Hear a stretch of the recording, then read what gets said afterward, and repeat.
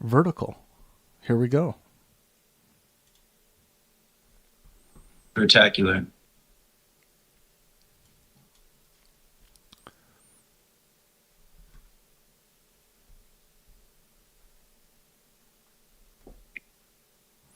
All right, folks, we are live. We are trying out our first vertical stream using the new and improved OBS, and we are streaming from our Discord server. Hopefully I'm coming through nice and clear. Let me know in the comment section.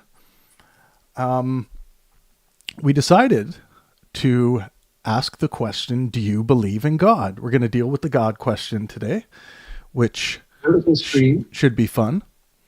I heard a little bit of Thomas. You were getting audio through there. I fixed it. Oh, okay. No, cool. I just wanted to make sure I was coming through, but it seems like everything's good there. Oh yeah, you're coming through. Okay, awesome. What up, guys? Thank you. Welcome. Hello, Caden. Hello, Anderson. I'm here with my beautiful, amazing, great friend Thomas Panter, who is a broadcaster here in the Pangburn Universe, and so is Dal Tzu. Dal Tzu is also joining us for a little bit here, and we're going to talk about, we're going to address the question, do you believe in God? And what can God mean in such a question? I mean, for a lot of atheists out there, this is easy. They hold a lack of belief in God, but there are also many people, the majority of the planet, they hold some kind of positive belief in God. So we'll kind of explore that today. But we wanted to try out the vertical streaming here. Make sure you drop a like when you get into the room. I'm just going to quickly share this stream on our community page. It looks like they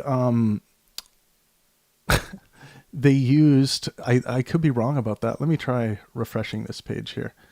It looks like they used, interestingly enough, my thumbnail from my planned podcast with Reese. I want to see if I can adjust that. Because I put in a different thumbnail. It was a much more hilarious thumbnail that relates to this topic. But let's... That'll be all right. Yeah, I think it'll be fine. How are you today, Thomas? Fantastic. Awesome. So Fantastic. with this question, did you ever used to believe in God, Thomas? That's the question I always ask myself because I was brought up Christian. A lot of people who watch my show know that. Went to church probably Wednesday nights, Sundays, all the way up until age maybe 14, 13, something like that. I don't know if I ever actually believed because I was a bit too young to remember if that concept actually made sense to me or not. In high school, I just didn't care to go because it was lame, right? I wasn't thinking about if God existed or not. I was just like, it's lame to go to church. Right. So. Interesting. And you and I come across a lot of different kinds of God beliefs that people hold. There are a lot of people out there who hold the more like Petersonian, New Age, postmodern version of God belief, which would be that God is some kind of mind dependent entity, which I would actually say that if you believe in a mind dependent God, in that you believe that God is simply manifests in your mind and it's kind of a useful concept to help propel you forward or to give you some kind of greater transcending purpose, then you would be in agreement with the atheist position that lacks a belief in a literal objective God. Because I think that's the kind of God that atheism is actually responding to. So in that, I would say that Jordan Peterson is an atheist when he's talking about like God is the highest, achievable good. He read out that long list to Sam Harris. What do you think about that? Well, yeah, but I mean, his postmodern take on Christianity in terms of like idealism and other sources, my parents would laugh at him as a Christian. I know many people in the South who are real Christians who would laugh at that type of Christianity and say that's nonsense. That's a cult. Right. Yeah, that's so now how would you and I go about assessing that? Because you and I have very similar epistemological standards. Okay, which one's a cult? Which one's more true than the other? I would say that if someone's arguing for God as like a useful concept that helps propel them to do good in the world by some other virtuistic standards or what have you, ethically, then that is something that I would say the burden of proof that concepts like this can exist has been met. I think those concepts exist in the mind. So that kind of God does actually exist. But the other kind of God, the classical God, the personal gods, these things I think are also mind dependent entities, but they are claimed to be outside the mind independent. So that's when I have a problem with God, claims of God's existence. Yeah. Yeah. I mean, that's, Yeah. And what do you guys think of the comment section? Give us some, let us know what you think about the question of God's existence. Have you ever believed in God? What convinced you what convinces you if you currently do believe in God? And what do you mean by that? What do you mean by God as a concept? Do you think God is mind dependent or mind independent? That's always a big question for me. And as far as like ancient texts and scriptures go, I always have questions about authorship. That's where I have always had issues. Like people are like, okay, this particular text is divinely inspired. Then I say, well, how do you know that?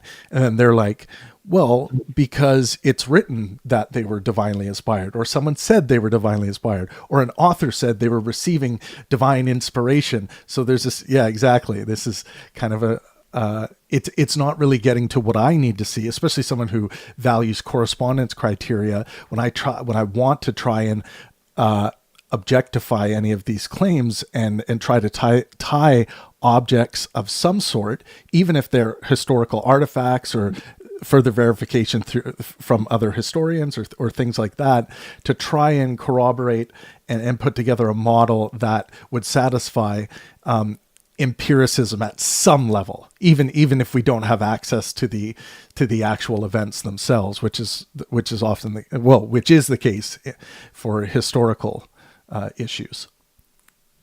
Yes. That's the thing about textual historical criticism, right? Yeah. The further back we go, the less we know. Anyone on Discord who's in the, I can't really see the audience from my screen, Thomas, so feel free to invite any speakers up who might join us. Let me check a little bit here. And for anyone that's interested, we have the lofty Tao. Oh, okay. And for anyone who is interested in joining us on Discord, we have a flourishing, very active community on Discord that grounds itself in good faith, helpful discourse. You're all, oops, I copied the wrong thing. Invite people, edit, generate there. This should work. Discord. Everyone's welcome. You got to follow the rules. We do police the rules very tightly on our Discord server. You got to engage in good faith, which by my usage of that term means sincerity of intentions. So if you go to the Wikipedia for what good faith can mean, something that's almost always in common agreement is that we at least mean sincerity of intentions by good faith. And then the other part is helpfulness.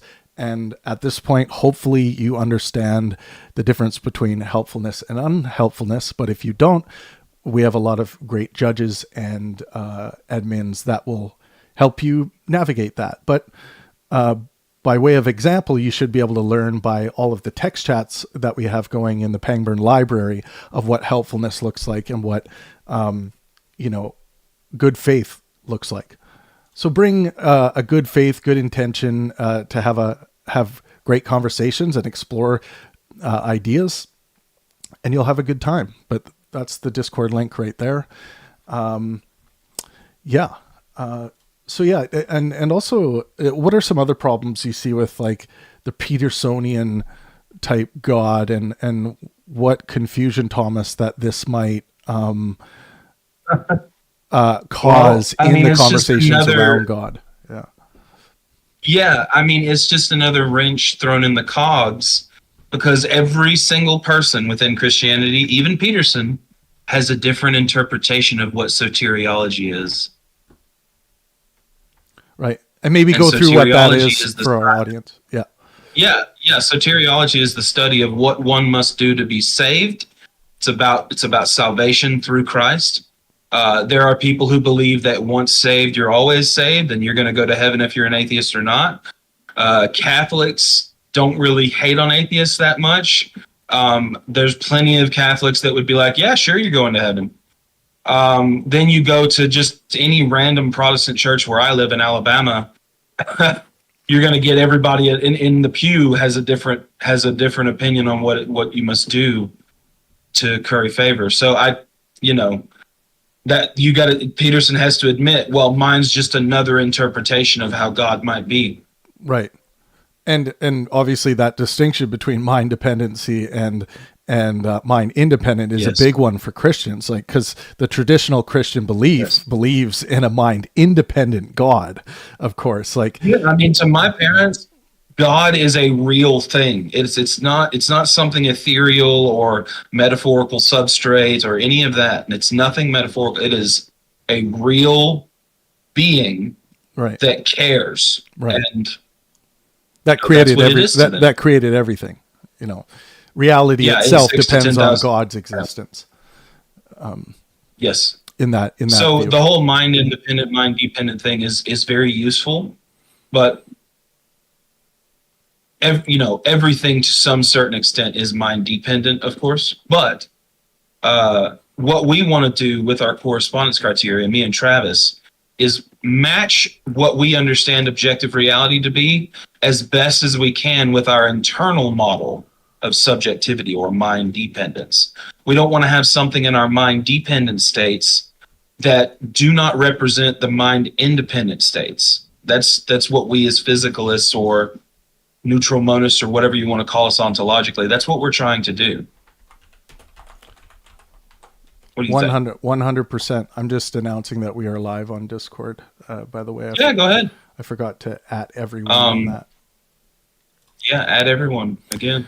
And There's so many things I could say about the Petersonian stance on Christianity, so you can stop me anytime. yeah, like I just and it's not like Jordan doesn't have the right to create his own idea or Yeah. to have By his the own way, I interpretation. like Jordan Peterson. Yeah, Yeah, I don't want to give the false impression. I like Jordan Peterson. I think he's a very intelligent psychologist. I would definitely take his advice on any psychology that he would tell me, obviously. But I just don't trust him on the whole metaphorical substrate thing. I'm not completely convinced right. that is the case. Yeah, I got you. It would be cool to get Dal up here, or we also have another someone else who popped into the. I will ask Dal if he's available. Yeah, and if he's not, I know Dal has some arguments for the existence of God or what God is from a more pluralistic stance. Yes. Yes. Ceci says, A non-dualist, if you will. Ceci says, I believe God, the creator, the source of everything. Ceci, if you want to speak with us live on the air, feel free to use the Discord link. Pangburn is not about any kind of like got you or trying to squeeze you into a corner, make you look foolish, or to yell at you or to call you stupid or anything like that. It is a community that grounds itself on good faith, helpful discourse. Just I'm saying this again, just in case you're new to the stream, but we're happy to have a conversation with you if you're interested. And that goes for anyone else there, anyone else out there, theist, non-theist, or what have you. And I am here with Thomas Panter today, who's one of the beautiful geniuses here at Pangburn, who has his own YouTube channel as well and podcasts where he speaks to philosophers and scientists. So Yeah, thanks. We have fun. Yeah, we do have fun. Oh, and by the way, if you guys haven't checked it out yet, our most recent event, Dinesh D'Souza versus Alex O'Connor, is popping the F off on YouTube. We're about to hit 400,000 views. We just released it. The average view duration on that video is 35 minutes. It's actually beating any event we've ever produced from an average view duration perspective, which is pretty cool. It's beating Sam Harris, Jordan Peterson average view duration right now. It of course hasn't reached the millions of views yet, which will start making that average view duration peter off a little bit, but that is a very high average view duration. So good on Alex and Dinesh to produce a very gripping discussion. And I'll be honest, the reason why it's probably getting more airtime is because that might be one of the best good faith conversations you've had where two people disagree vehemently. Yeah, it really did maintain an air of helpfulness, even though there were at moments where they were really fighting tooth and nail to get their time, which is something I like. That's passion, though. That's a part of the dialectic. We got to have that passion sometimes, not getting loud or yelling, but just fighting for our time to explain ourselves. It's a part of the war of ideas. We're going to interrupt each other. It's going to happen. And part of my, the 6 Pangburn virtues, of course, patience is one of them. And my maxim to go with that is that we ought to have ultimate patience, even when faced with detestable ideas that you detest. We should try to practice ultimate patience. And I say ultimate, not in the sense that you can ever reach an ultimate, but that it's a perpetual practice where you won't be done. You won't accomplish the ultimate, but it will help, propel you forward to reminding yourself to keep patient. I agree. Yeah. Caden says I subscribe because of that debate. Oh, that's cool. Caden, welcome. Make sure you check out our huge catalog of live intellectual discussions. That was our 25th live intellectual discussion that we've produced.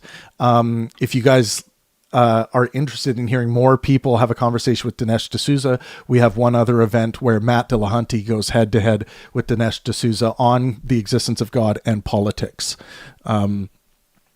So yeah, welcome everyone. Welcome.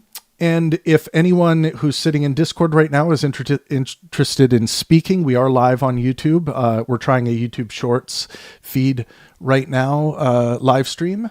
And feel free to put your hand up. There is a way to raise your hand if you're interested in speaking. We have 33 of you guys in the room right now. Please take a second to drop a like. Someone with the name Matt Dillahunty on YouTube is spamming the chat. Please don't spam the chat. Okay, I'm sorry, but Dillahunty is good. Dillahunty is amazing. I think Matt would like that more than Dillahunty. That's another nickname. Devistat says, "Hey, I love your channel. Thank you so much for being here. Really appreciate it."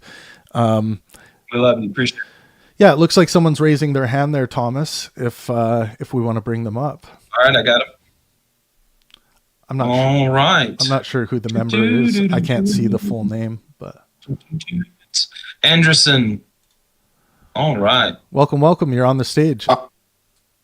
Hello. Oh, welcome. I haven't got my camera on. I'm from Germany, so if you notice an accent, that's because I'm German. It sounds beautiful. Right. I love it.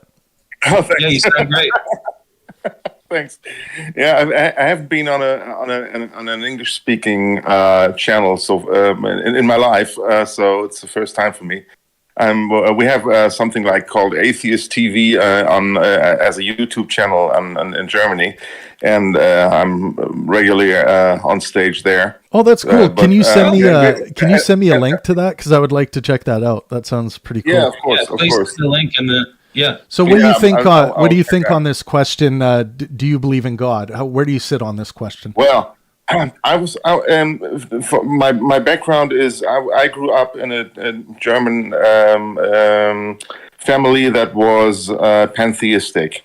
Okay. So it's Oh, kind of a German version of Unitarians, but rather pantheistic Unitarians, not like the Unitarians in the U.S. And so right. they believed in a kind of a divine force that's within Mm, everything and non-personal. Um, right. and Have you ever read about?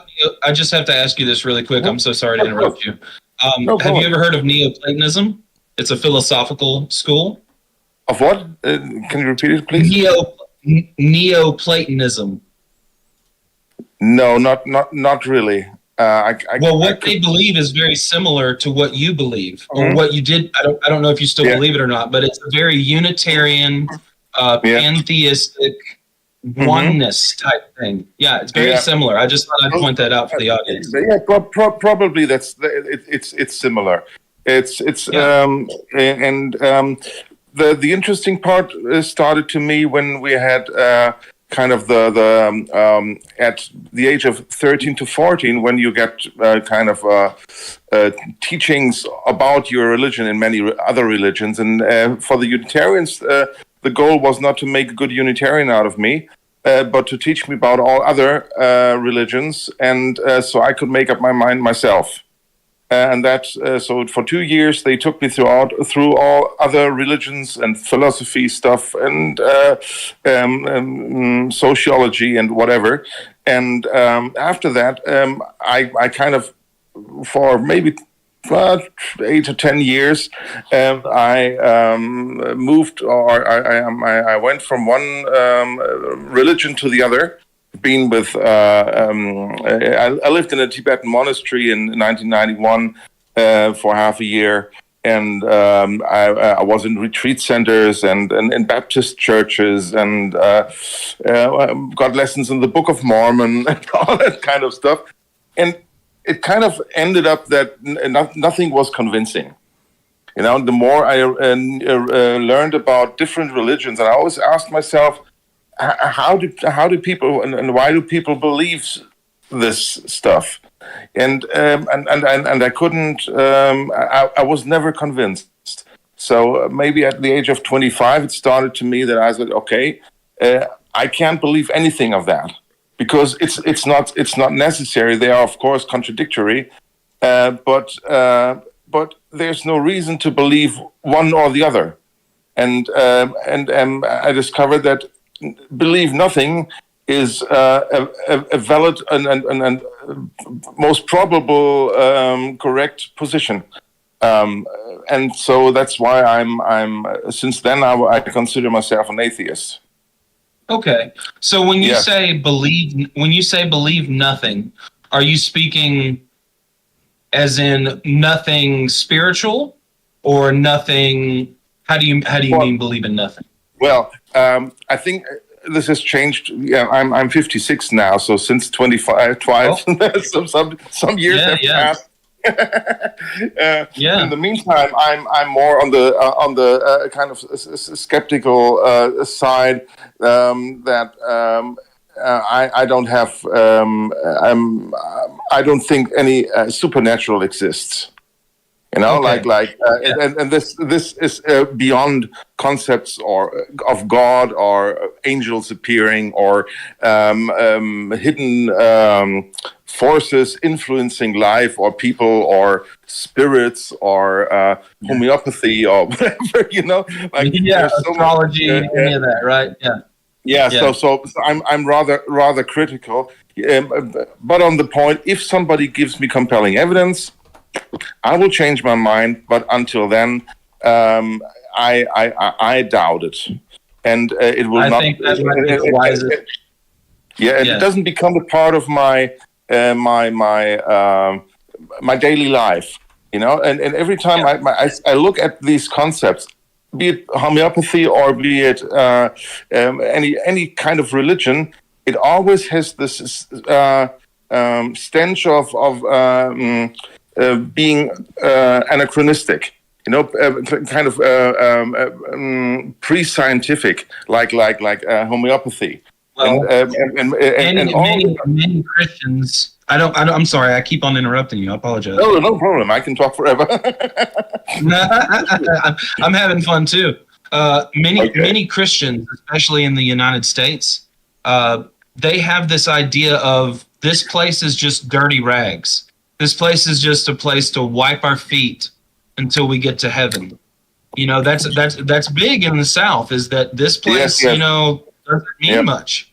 And I think that devalues everything about our humanity and about the way that we live. Of course, you know, it's like life is a casting show. You know, what's it called in America? With you know, with this where they have this Britney Spears and people sitting in front, and you have to go on stage. You know, and if you American Idol, exactly. You know, and it's like a big and gigantic American Idol. You know, and if you make it, you get to the next stage. And I think, you know, it's kind of a perverted view on life. You know, I'm rather on this. You know, I've only got one life, and I've got to make the best of it, and then leave the world a better place than I found it. But I'm definitely not on some gigantic American Idol show with God sitting there. Like, what's the name on the left? It's. You know, and he's always giving his thumbs down, and he's so critical, you know. And God being such a being, you know, judging over me, and then I have to dance on stage to his funny idea of what's good and what's bad. It's just ridiculous to me. I have a question for you, Em. How would you describe your epistemological framework? How you come to know? Well, most of the time, I would. I think it's the scientific method. Okay, You so know, you rely on correspondence criteria of truth, which is where science pulls that criteria from. You're interested in what we would maybe call, in a colloquial sense, what is objectively true with regards to the objects in reality. Because I think beyond that, it's just we open the doors to some kind of fairy tale land where everything is possible. Well, and it's guessing. It's guessing. If we don't have evidence, and if we don't use this, because if somebody wants to give me a better methodology to finding evidence than science, I'm open for it. I'm open to being convinced. But all we have is the scientific methodology to allow us to see, oh, okay, I'm not fooling myself. This is actually true. You know, it's so important.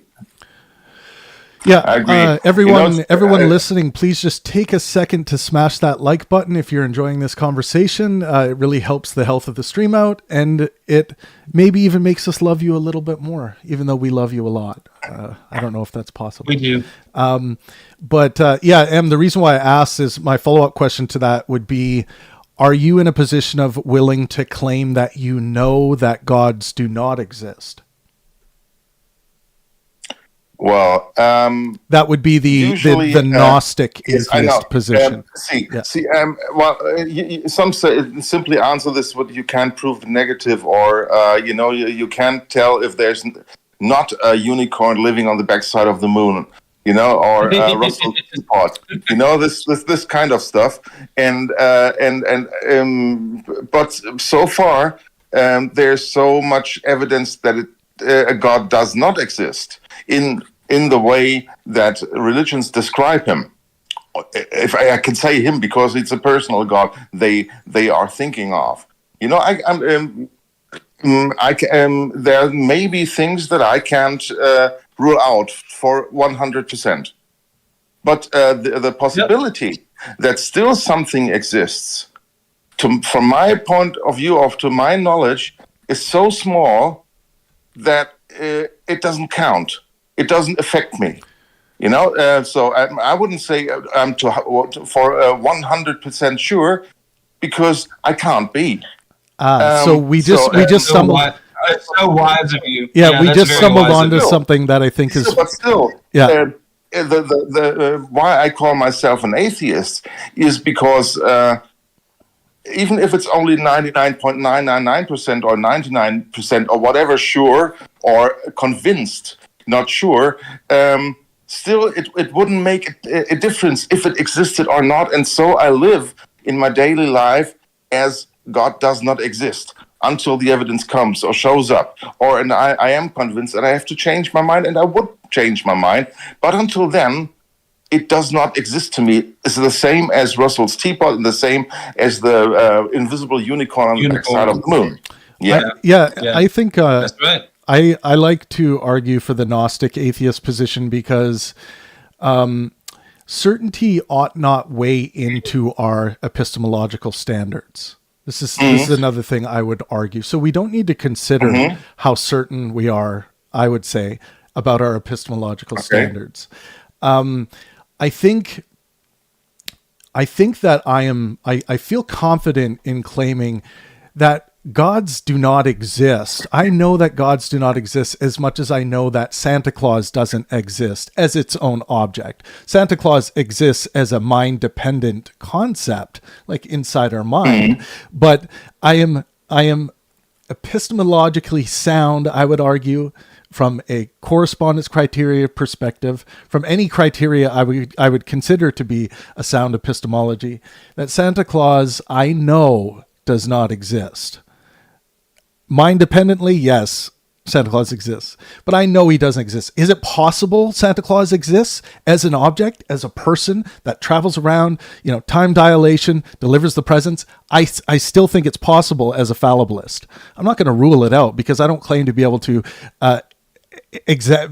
examine the entire realm of possibility that it would take for me to be able to rule out absolutely everything. So as a fallibilist, I don't have to claim anything absolutely, but that ought not weigh into our epistemological standards. So I am fine claiming that I know that gods do not exist.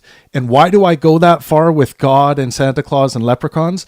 Because there is zero plausibility that they exist. There is possibility that they exist. But for me, as someone who relies on correspondence criteria to inform my epistemological standard of truth, I see zero plausibility thus far. A book won't do it to add plausibility.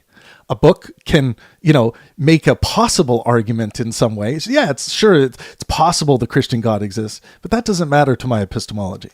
What matters to me is plausibility. And there's zero corresponding objective evidence to suggest that there is any plausibility factor to the claim that God exists. So I dismiss it from a knowledge perspective as much as I dismiss leprechauns, unicorns, and Santa Clauses.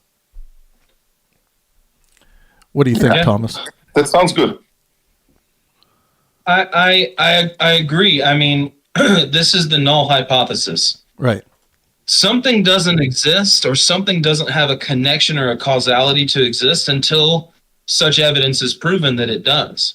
This is a statistic thing. In statistics, you can't assume that one variable associates with another variable until you have evidence that it does. And so that's where you should fall. Your default position should be, I do not believe this. Now, I am open to the idea that the Christian God exists. I know Matt Dillahunty has a problem with using this term because agnosticism is about knowledge, not necessarily belief, but I'm going to go ahead and say that I am an agnostic atheist. I am willing to say I don't believe that God exists, but that doesn't mean that I'm not open to having someone convince me. I'm very open to that. But what I'm not open to is going against my fallibilism maxim, just like yours, and that would be accepting a dogma unquestioningly. Yeah. And it seems to me, besides some of the dharmic traditions, that every religion wants you to either become part of it or be subjugated to it. And I cannot get behind those ideas. So religion is more my problem than God. So you, by your own criteria, though, Thomas, can you not confidently claim to know that gods do not exist the same way that I would claim, or you would claim, that Santa Claus doesn't exist? As a rational person who is trying to be as logical as they can, yes, Yeah, I and that's do not agree. you. That's not you I ruling out know. the Yeah, possibility. Yeah, it's not an absolute certainty. No, yeah, I know. yeah. So knowledge, we have our standards of knowledge. Is does knowledge have to be certain, or can knowledge just be everywhere? Can it just be something that can? And I think pragmatically, it's everywhere. We can have knowledge. So if I were to say, if somebody were to have a gun to my head and say, do you believe in do you actively believe that there are no gods? I would say yes, that's my belief, but I don't know. Okay, well, I want to examine that a little more because you know that Santa Claus doesn't exist, right? I believe here's the fallibilism thing. If we're going with yes, I know that Santa Claus doesn't exist. Right, because you and I are both fallibilists, and I would say that you and I fallibilistically can claim.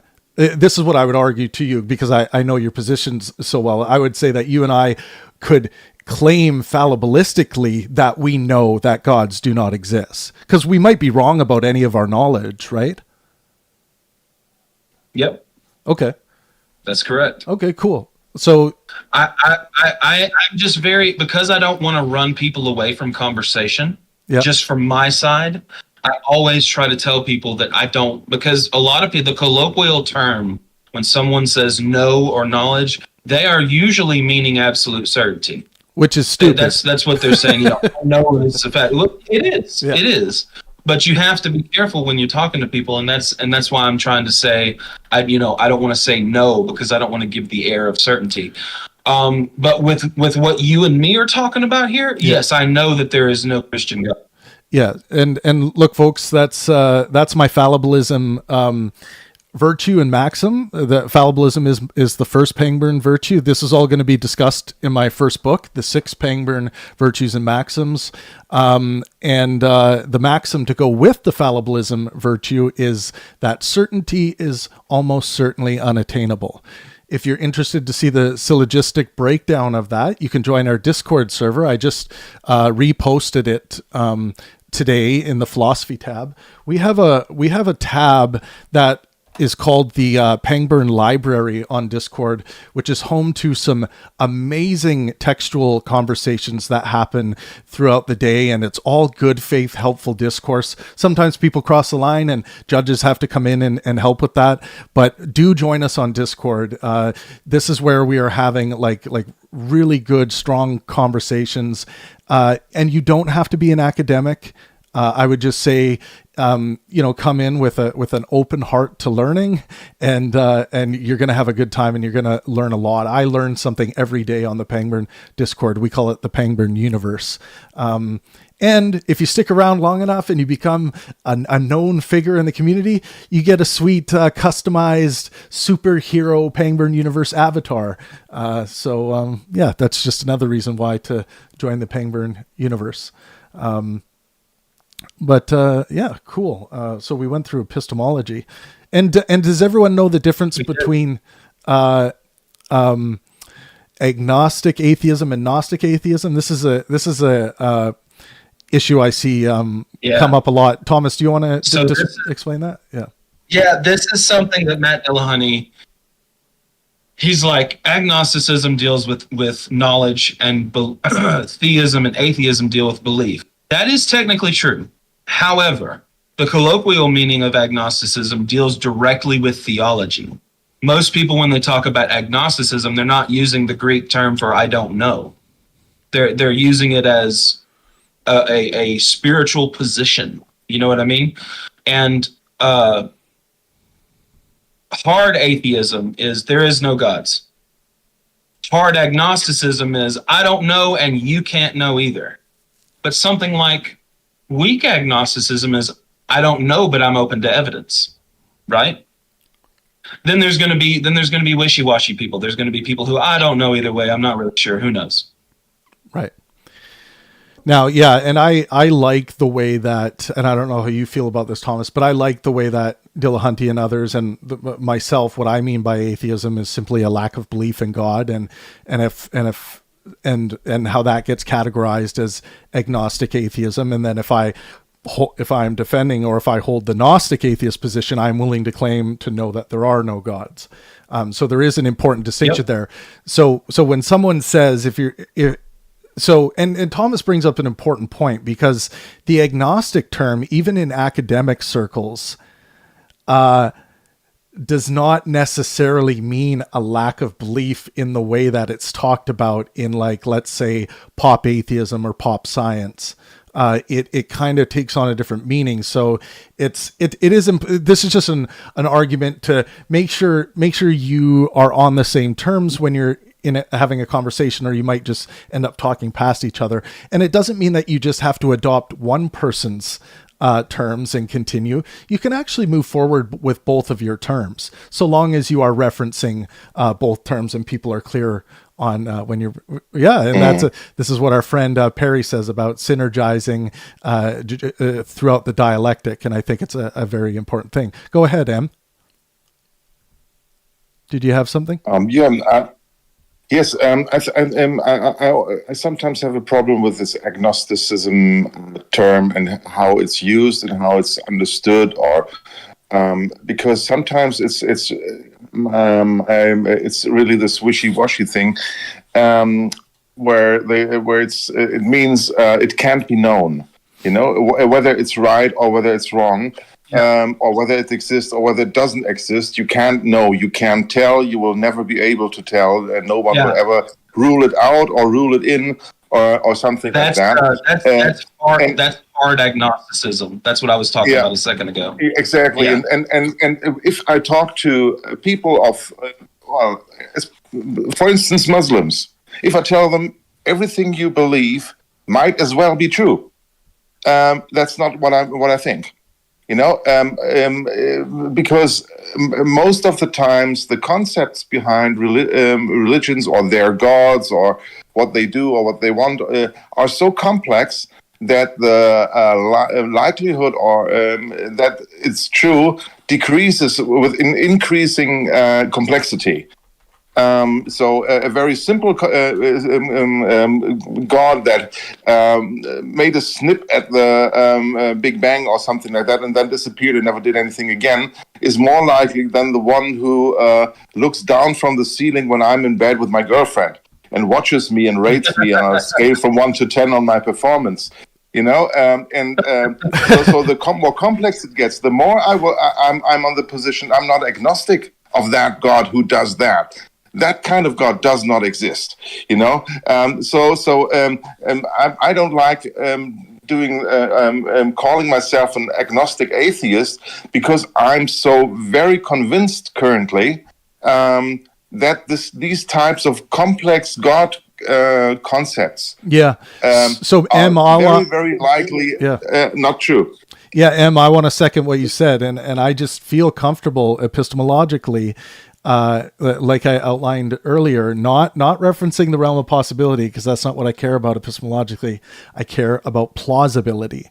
So I am very comfortable claiming that I know there are no gods, because there is zero plausibility factor. If something came along and came up and added plausibility from a correspondence criteria of truth perspective, or theory of truth, as it's called, then I would be open to rejecting the Gnostic atheist position, because now there is a plausibility factor. So that's where I currently draw the line. But everyone, fallibilism, I think, is one of the most important virtues and maxims we can carry, or with a corresponding maxim, certainty is almost certainly unattainable, is one of the most important things we can carry with us, because it allows us to be open to changing our mind about any of this stuff.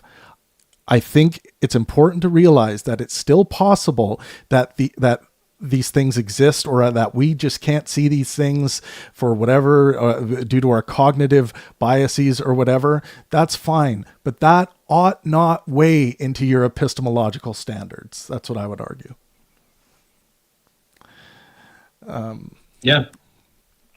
Yes. Yep.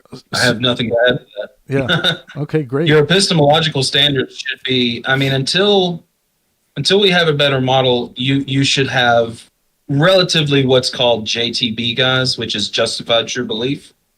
You want to have a belief like there is a God or there is no God, and you want to have justifications for that lead you to understand whether it's true or not. Right. And I argue that our justifications can be many things, but the best way you're going to come to truth or an iPhone is going to be through the scientific process. Right. Now let's say, and here's why justification matters in epistemology. It's because like you could sit there and you could make a billion claims, right? Like Alex Jones, he makes a billion claims, right? And then one of his claims happens to come true, and people are like, "Wow, Alex Jones really knows something." Did he really know something? Or was he just throwing shit at the wall until something finally stuck? What we want to look at is when Alex Jones claimed this or claimed to know that something was going to happen, did he in fact have justification in knowing this at that time? That's the difference. That's the big question. Yeah, exactly. So that's I was why just going to say, justification is the most important part, I think, in terms of getting to knowledge, because you can say you believe anything and that it's true, and you may be right that it's true, but how do you justify it? Exactly. And I agree with you, Thomas. Justification is a necessary component of epistemology and knowledge. Ultimately, like you need to be able to justify how you know something, because if you can't, you might just be guessing. We don't want our knowledge systems to simply be guessing. We want to do better than that. No. So,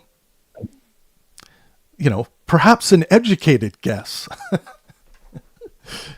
Well, that's what a hypothesis is, guys. People think a hypothesis is like just running in the lab and putting some shit together and being like, you know what, I think this is. That is like the opposite of what they do. When a real scientist and a scientific team goes through a hypothesis, they are studying previous models to become theory-laden, which is a term in the philosophy of science. Theory-laden means you're working off of previous models' understandings. And when they do that, they formulate what might be the best hypothesis based on these previous occurrences. If they didn't have anything, it's like everything is comparative in science. That's a big thing you have to remember. Science isn't searching for the absolute truth. It's going for what we can provide evidence for. And I think that's what's most important in our justifications is evidence. Yeah. And a lot of people want to reject the philosophy of science like it doesn't matter. But Thomas just pointed out precisely why it matters. Thank you. Yeah, I think one reason why people don't like science is because it kind of closes the door to their world of fantasy. It's like science may steal something from you. You can't believe in, let's say, homeopathy or gods or angels coming and helping and prayers working and all this kind of stuff. That so they I think they fear that their worldview will shrink.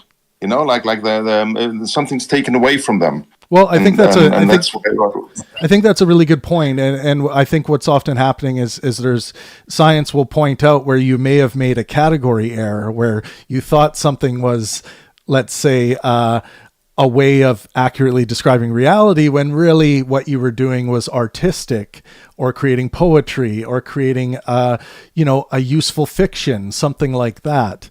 So it's kind of pointing out a category error. So what you can do in that situation, if you're someone that believes something about reality, let's say astrology, so long as if you are taking astrology with a big grain of salt and you realize it's just a fun, game, just like any other, let's say, board game or fun bit of culture, or just the same way that you might enjoy music, then fine, have your astrology and enjoy it. The problem is when you think astrology is actually having a literal effect on objective reality, is where there's going to be a problem. Yeah. And I don't want to see things like astrology causing people to say like, oh, that person was born in this month, I can't have anything to do with them. Like that's potentially going to harm the maximizing well-being potential of what that person could have access to. So I don't like seeing these kinds of things that are category errors affecting people's well-being. I think I would like to disagree that there is something like that you should really tolerate this kind of stuff, because people learn this kind of epistemology, or whatever you want to call it, as a valid approach. And I've seen this a lot during the coronavirus period. Yep. That people who were into alternative medicine always also were open to all kind of conspiracy theories. Oh, yeah. So, yes. So choosing truth randomly is something that should not be encouraged, even if it's not malign, or what would you call it, bad, you know? Well, we don't. Yeah. We want to be careful. Play with it. Yeah, but we want to be careful that it's the same with religion. If you say, okay, you can believe what you want, you know, and it doesn't matter as long as it makes you happy. It still trains your brain to accept truth where there is none. Well, let me throw a hypothetical at you. And you can see this in the political realms as well in the US currently, at least what I see, that people who are religious, they don't care if somebody in power lies 250 times, right? Because they accept his alternative facts. Let's without them being hurt or disturbed by that, because I hear you. They live in a world of alternative facts. Let me throw a hypothetical at you, Em, because I want to know if you think that if you can see anywhere that someone adopting a religious belief, or let's use Christianity as an example, a belief in Jesus, in God, in the Christian way, do you think that could ever serve good purposes? And one scenario I would throw at you that I think it can is, you know, I've done some work helping out people with addictions, and sometimes a heroin addict can find the right kind of inspiration from something like Christianity or a belief and love in Jesus. And that helps them to live a healthier lifestyle, helps them to get off heroin. It may not be the best option for them, but it's an option that is working. So something Dillahunty would agree with me on, because I know he's used similar examples, is that in this scenario, we would not want to take away this person's belief in Jesus or belief in God from a Christian perspective, because it is serving them in a way that is removing a serious detriment to their well-being.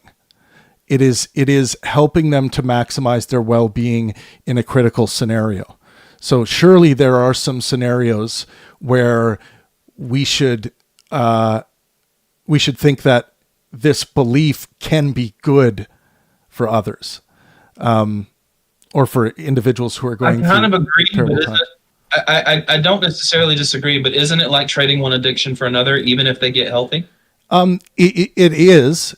It can be, but this is like Thomas, in medical science, that they might use some pretty hardcore, let's say benzodiazepines that are strongly dependent to help people get off some other addictions. So I do think that alcohol, all kinds of stuff. I do think that the particular trade-off we're talking about, one of the idea of Jesus or a belief in Jesus, would be a reasonable from a maximizing well-being perspective, which is my second maxim, to maximize well-being for myself and those around me. That's what I think is the source of the good life. I think this trade-off for the Jesus belief for the heroin addiction is actually a good trade-off, in my opinion. You think it's worth it? Yeah, Okay. I do. So, And I do agree with. I was going to just agree with Anderson. I can't. I'm sorry, I don't get your name right. Yeah, I was just going to agree and say yes. If somebody does believe in things that aren't true in some way, they may take that and use that kind of reasoning in other parts of their life and come to the incorrect conclusions. I agree with that entirely. I do agree with that. One thing I'll add that's to a that. problem. I want to respond, Thomas, that I think the potential areas at where they might go with a Jesus belief are nowhere close to as dangerous for them as the areas they might go with an addiction to any substance. So no, I agree. I agree with that. Agree with that. Well, but still, it's kind of taking the lesser evil. It's when I was when I had this Book of Mormon teachings every Thursday, and they also had a former heroin addict in their group or in their community, and they got her a job, and so she got community, a new family, and everybody was happy and so proud of each other that they helped somebody with heroin addiction. But still, it was kind of more than a lack of alternatives. It's not that it wasn't the best choice for that person.